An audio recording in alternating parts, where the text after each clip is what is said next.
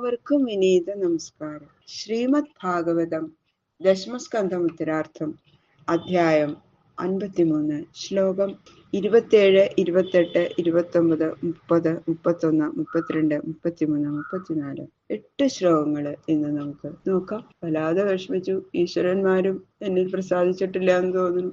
എന്റെ കുലദേവതയായിട്ടുള്ള ആ ഗൗരീശനും ആ ശ്രീ പാർവതീ ദേവിയും മഹാദേവനും എന്നിൽ കടാക്ഷിച്ചിട്ടില്ലല്ലോ. അതുകൊണ്ടല്ലേ എനിക്ക് ഇങ്ങനെ വിഷമിക്കേണ്ടി വന്നത് എന്നൊക്കെ വിചാരിച്ചു.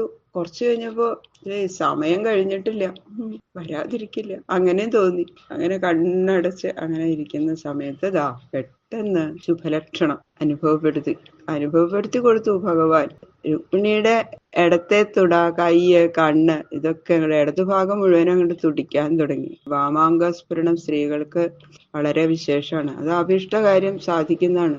ഇടത്തുഭാഗം തുടിച്ചാൽ സന്തോഷായി. അപ്പൊ ഒരാശ്വാസം തോന്നി. എന്തായാലും വരാതിരിക്കില്ല ഭഗവാൻ. കൃഷ്ണായ വാസുദേവായ ഹരയേ പരമാത്മനെ പ്രണതക്ലേശനാശായ ഗോവിന്ദായ നമോ നമഃ. ഓം നമോ ഭഗവതേ വാസുദേവായ. ശ്ലോകം 27. ഏവം വധ്വാ പ്രതീക്ഷന്ത്യ ഗോവിന്ദാഗമനം നൃപ വാമൗരുർഭുജോ നേത്രമസ്ഫുരൻ പ്രിയഭാഷിണ. ശ്രീ ശിവബ്രഹ്മർഷി പറഞ്ഞു, ഹേ രാജാവേ, തന്റെ ഭക്തപരിതാപത്തെ സംഹരിക്കുന്ന ഭഗവാൻ ശ്രീ ഗോവിന്ദൻ തന്റെ വരവ് കാണാതെ ദുഃഖിച്ചിരിക്കുന്ന രുക്മിണിയെ ആശ്വസിപ്പിക്കാനായിട്ട് അവളുടെ ആഗ്രഹം ഉടനെ സഫലമാകും എന്നുള്ള ശുഭലക്ഷണം അവൾക്ക് അനുഭവപ്പെടുത്തി കൊടുത്തു. അതെന്താണെന്ന് വെച്ചാൽ, ശ്രീകൃഷ്ണന്റെ ആഗമനത്തെ ഇങ്ങനെ പ്രതീക്ഷിച്ചുകൊണ്ടിരിക്കുന്ന രുക്മിണിയുടെ ഇടത്തെ തുട, കയ്യ്, കണ്ണ് ഇവയെല്ലാം കൂടെ തുടിച്ചു. അത് ഇടത്തുഭാഗം തുടിച്ച സ്ത്രീകൾക്ക് അഭിഷ്ടകാര്യം സാധിക്കും എന്നാണ് അർത്ഥം. പുരുഷന്മാർക്ക് വലത്തുഭാഗമാണ്. വലത്തുഭാഗം തുടിച്ചാൽ ശുഭലക്ഷണം. അത് രുക്മിണിക്ക് നല്ലോണം അറിയാം. അതുകൊണ്ടാണ് ഇടത്തുഭാഗം തുടിച്ചപ്പോ വളരെ ആശ്വാസമായി. അഥ കൃഷ്ണ വിനിർദിഷ്ട സയേവ ദ്വിജസത്തമ അന്തഃപുരചരീം ദേവീം രാജപുത്രീം ദദർശഃ.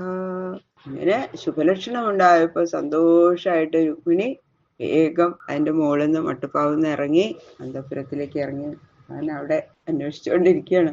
അപ്പോഴാണ് ശ്രീകൃഷ്ണ സന്നിധിയിൽ ചെന്ന് വിവരം പറഞ്ഞു വരാനായിട്ട് അയച്ച ആ ബ്രാഹ്മണ ശ്രേഷ്ഠൻ രുക്മിണിയെ അന്വേഷിച്ച് വരികയാണ്. ഇവിടെ വേഗം രുക്മിണിയെ കണ്ടു അവിടെ ഇങ്ങനെ നടക്കണത്. ഓടി അങ്ങോട്ട് ചെന്നിട്ട് വന്നു. ആദ്യം തന്നെ അങ്ങനെ പറഞ്ഞത്. ഇനിയിപ്പോ എന്താന്ന് സംശയിക്കണ്ട, എന്താ പറയാൻ പോണേന്ന്.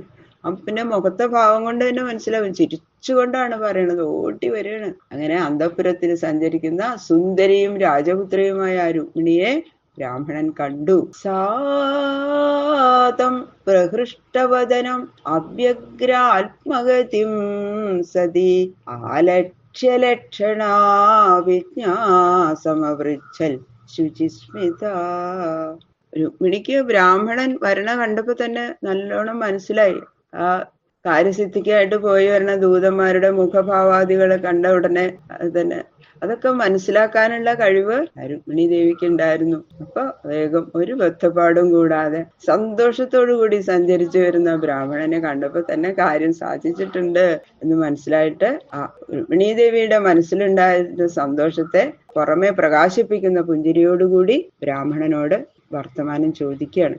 തസ്യ ആവേദയൽ പ്രാപ്തം ശശംസയതു നന്ദനം ഉക്തം ച സത്യവചനം ആത്മോപനയനം പ്രതി.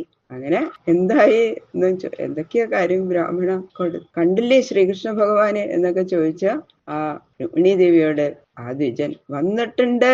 ശ്രീകൃഷ്ണ ഭഗവാൻ രുക്മിണിയെ തന്റെ ഭാര്യയായിട്ട് സ്വീകരിച്ചുകൊണ്ട് പോവാന്ന് പറഞ്ഞിട്ടുണ്ട് കേട്ടോ. സത്യം ചെയ്തിട്ടുണ്ട് എന്റെ കയ്യിൽ പിടിച്ചിട്ട് എന്ന് പറഞ്ഞു. സത്യവചനം ഉക്തം ച സത്യവചനം, എന്നോട് സത്യം ചെയ്തിട്ടുണ്ട് എന്നാണ് പറഞ്ഞത്.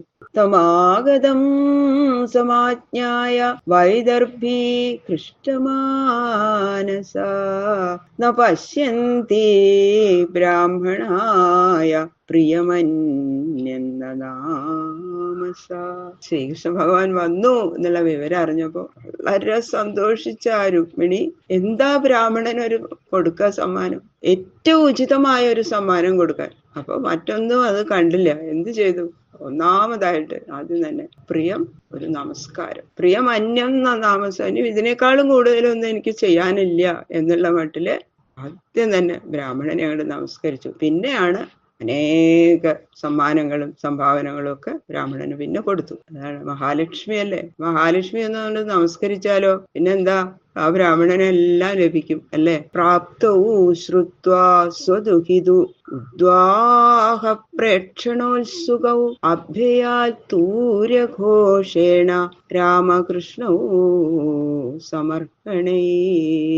തന്റെ പുത്രിയുടെ വിവാഹ ആഘോഷം കാണാൻ ആഗ്രഹത്തോടെ ബലരാമനും ശ്രീകൃഷ്ണനും വന്നിട്ടുണ്ട് എന്നുള്ള വിവരം അറിഞ്ഞു ഭീഷ്മക രാജാവ് വേഗം ചെന്ന് വാദ്യഘോഷങ്ങളോടും പൂജാദ്രവ്യങ്ങളോടും കൂടി എതിരേറ്റ് ഗമിച്ചു. വളരെ സന്തോഷത്തോടു കൂടി രണ്ടുപേരെയും സ്വീകരിച്ച് പൂജിച്ചു ഭീഷ്മക രാജാവ്. തന്റെ പുത്രിയുടെ വരനെ യഥായോഗ്യം സ്വീകരിക്കാൻ അർഹനായ വിദർഭ രാജാവ് തന്നെ ഭഗവാനെ എതിരേറ്റ് കൂട്ടിക്കൊണ്ടുവന്നു.